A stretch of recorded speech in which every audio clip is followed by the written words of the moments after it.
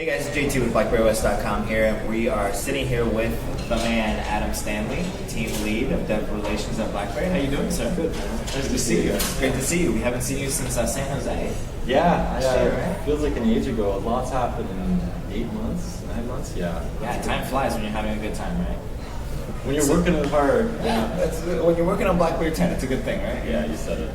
So we want to just sit down and talk with you a little bit just about everything leading up to BlackBerry 10, how it was afterwards. We're going to talk a little bit about your job too and what you do and what just pull some thoughts from you of where you think HTML5 is going. In case you guys aren't familiar with Adam Stanley, he is known as the HTML5 guru. So if there's anybody to talk about the web and HTML5, it's this man right here. So just talking about BlackBerry 10, everything leading up to the January 30th launch. That was obviously a very exciting time for you guys. You guys were really, really hard at work. Tell us a little bit more about what your experience was leading up to the launch, the excitement and all that stuff. Sure. I'll start a few months before that time. So we've actually been working on preparing for BlackBerry launch well before Orlando last year, right? Wow. Like we've been thinking ahead, getting the tools ready, getting all of the materials we needed to help developers ready. We're talking presentations. We did the world tour just to sort of energize developers around the globe about what's coming. And it was a long journey. It ended up being very rewarding, very successful. So in San Jose, when we saw each other last, we just launched some betas of the tooling for BlackBerry 10. We just sort of were able to give developers the starting point for building the products. We hadn't even opened a store at that front, so there were 0 apps at that point. And as Alec announced yesterday, we're now at 120,000. So that's pretty amazing. The point leading up to January 30th was a big, sincere roller coaster. Right? An emotional up and down roller coaster. There was lots of long days, lots of working on the weekends, lots of layovers in airports and traveling and not being with your family and just focusing on that, which was obviously very necessary at the time, and as it turned out, it made a lot of sense. So, yeah, I mean, it was just full force. Everyone's just working as hard as they could, getting ready, trying to ignore all the haters. Of course, that was actually really difficult, obviously, because we're human, right? And so when you're working on something that you love and that you're focused on, and you're hearing everyone saying, "Oh, you guys are going to die, you're going to crash, this is not going to work out." The only thing that really kept us going was the confidence we had in BlackBerry 10. And finally, on January 30th, we showed the world why we believed in it, because it's a solid platform, not only for users but developers.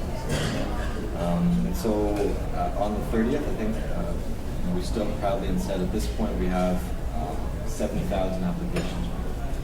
And the really cool thing about that is no other store or no other platform has ever launched a platform. Yeah. And so, were you guys at the New York? Yeah, we were at the New York launch. Yep, we were at the New York launch. So there was these global launch events, which were really cool and organized. In Waterloo, they actually had a similar session for all the employees. So they actually took us to one of the factories. It was the only building big enough for everyone. We had it in there and had all the screens up, so we saw the live feed. And that was, it was like going to the Super Bowl. It was awesome. It was emotional. People were like in tears when they actually saw the device launch. It was sort of like, finally we could talk about it. We could show people so proud of him. We've been working on it for so long. It was an awesome.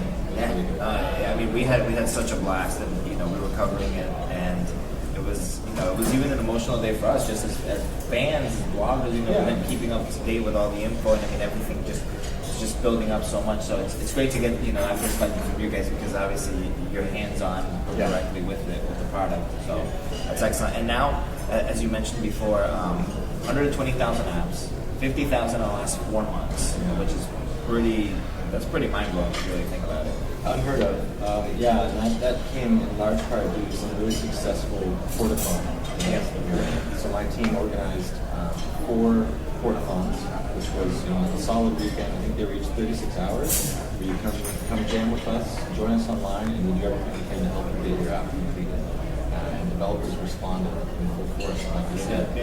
50,000 in 4 months. That was ridiculous. I remember it was like in a few hours. There was was it 38 hours, 48 hours, something like that. The portathons were 72 hours. It was a couple of days, and I mean, just so many thousands of apps were just being submitted left and right. So we kept up with those statistics, and it was just mind blowing stuff. So the growth is going, and it's still going. Still going, yeah. So we're certainly pushing the boundaries, and Alec has set, thrown us some new numbers and said we got to hit these goals for next year. Right. And we know we can do it. The cool thing about that is it's not just quantity. Quantity is great. It gives us a great story to tell, saying if you believe in this platform, you know that there's lots of content for you. But one thing that developer relations is focused on is quality. So we want another 100,000 apps. That'd be great. But we also want thousands of more high quality developers to use. We don't want a store filled with 1-star. That's true. No, that's 100% true. Now, just going back to, I guess, your specialty and your team specialty with HTML5, how is all this integrated with BlackBerry 10 in the future, now? Talk a little bit more about how that, your perspective at least, with BlackBerry 10 and HTML5. Sure. So BlackBerry's obviously, as you know, has had a very strong web platform for a number of years since they upgraded to WebKit on BlackBerry 6. And ever since then, they've really been driving the web platform and pushing it further. And if you go to any of the online benchmarks, you can test for yourself and see that BlackBerry 10 is currently leading the charge. And it's ridiculous what you can do. And so we've taken that potential and pushed it into the apps, but given it to our developers to enable them, to build amazing high-quality applications. So we have our WebWorks SDK, which is a developer tool for packaging HTML5 and JavaScript content for your standalone application. And now we're actually investing more in Apache Cordova. So one of the big announcements that's truly relevant for me that came from Alex keynote yesterday was that we're migrating WebWorks fully towards Cordova. So what that means is if you're a PhoneGap developer, or if you're a developer that's using a platform derived from Cordova, it's going to be that much more easier for you to bring that content because there's less of a gap.